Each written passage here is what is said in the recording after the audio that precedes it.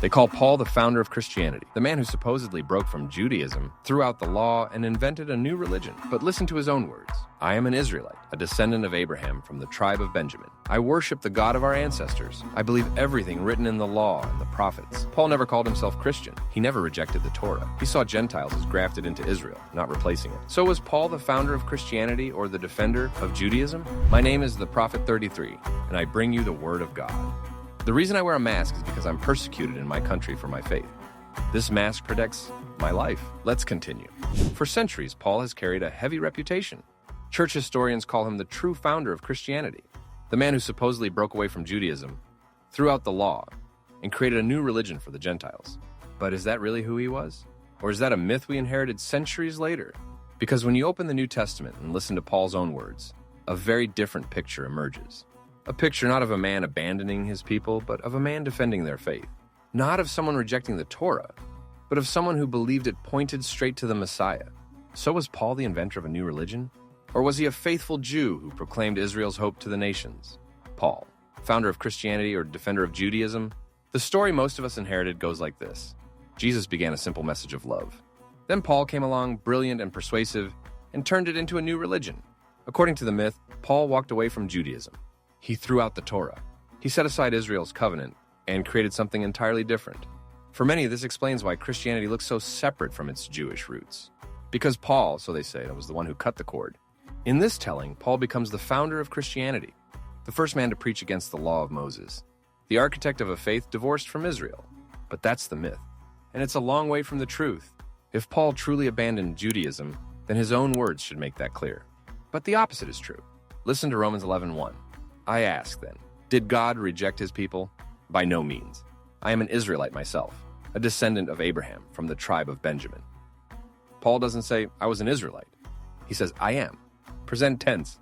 Even as an apostle to the nations, Paul still identifies as Jewish, part of Abraham's family, rooted in Israel's story. And when he returned to Jerusalem in Acts 21, the apostles there urged him to prove his loyalty. So what did Paul do? He went to the temple. He joined in purification rites. He offered sacrifices, just as the Torah required. Does that sound like a man who abandoned Judaism? Or does it sound like someone who remained deeply Jewish, even while proclaiming that the Messiah had come? In Acts 24, Paul stands accused before the Roman governor Felix. The charge? That he was leading a dangerous sect, stirring up trouble among the Jews. How does Paul defend himself? Not by saying, I left Judaism.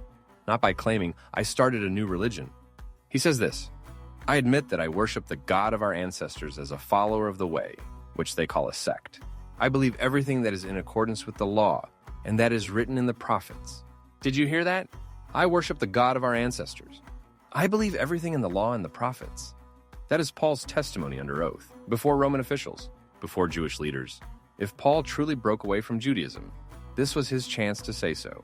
But instead, he declares his faithfulness to Israel's God, to Israel's scriptures, to Israel's covenant. I want to take a moment to thank everyone who has already become a channel member through YouTube memberships. Your support truly helps me continue creating this content and building a spiritually meaningful community. If you feel connected and would like to support the vision, you can join by clicking the link in the description. It's simple, secure, and handled directly by YouTube. Thank you for being part of this journey.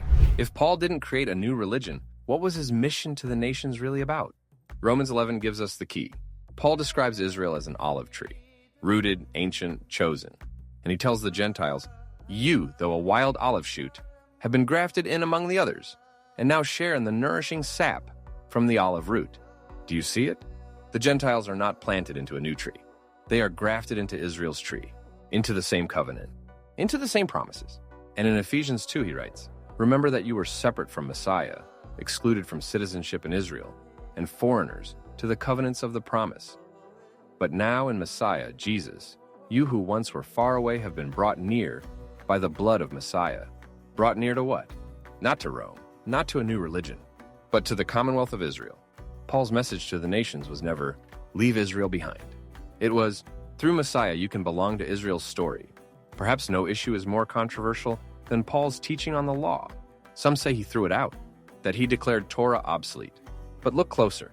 In Galatians 3, Paul says the law was like a guardian, leading us to Messiah. It was never the source of salvation.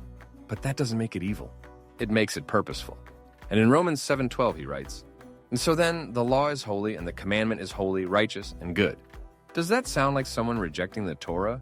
No, it sounds like someone honoring it while pointing to its true goal. And in Acts 21, when rumors spread that Paul taught Jews to forsake Moses, what did he do? He joined in purification rites at the temple. He offered sacrifices. He showed that he himself still lived in obedience to the law. Paul never preached lawlessness.